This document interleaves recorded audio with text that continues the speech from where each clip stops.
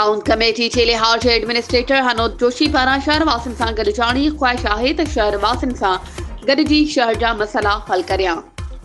ख़बर मूजिब काल्ह town committee चेलेहार जे administrator हनोद Joshi शहरवासियुनि सां पाणी ड्रेनेज सफ़ाई समेत ॿियनि टाउन कमेटी सां लाॻापियल मसलनि बाबति मीटिंग कई। मीटिंग में हनोद जोशी ॿुधायो त हींअर 2 महीना खनि थींदा पब्लिक हेल्थ थरपारकर पारां शहरवासियुनि खे पाणी फ्राहम करण वारी स्कीम टाउन कमेटी हवाले कई वई आहे, जंहिंमें पाणी जा 4 बोरिंग शामिल आहिनि ऐं हिन वक़्तु 3 बोर चालू आहिनि, तिन मां शहर खे पाणी फ्राहम कयो पियो वञे।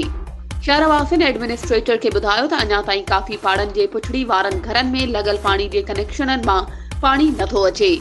शहरवासियुनि जो चवणु हो त तव्हां पाणी जे बिल जा पैसा वसूल करण जी त ॻाल्हि करे रहिया आहियो, पर पब्लिक हेल्थ वारनि तव्हांखे इहो लिस्ट बि फ्राहम नाहे कई त हिन वक़्तु शहर में केतिरा कनेक्शन लॻल आहिनि।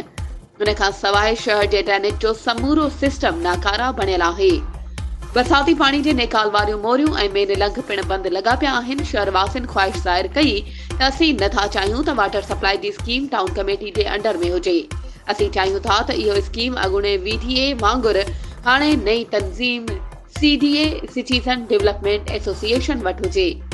उन वक़्तु चीलेहार टाउन जा 2 चूंडियल काउंसलर रुस्तम राठौड़, वडेरो मोहम्मद उर्स, कुंभार सहाफ़ी शंकर बागी, वकील मोहनलाल मंठाराणी, वापारी सेठ सुरेश कुमार, हरेश कुमार राठे, टिल्लू मल पाताणी, रांझन राठौड़ ऐं ॿिया मौजूद हुआ, जॾहिं त टाउन ऑफिसर सदाई ऑफिस में मौजूद नाहे हूंदो।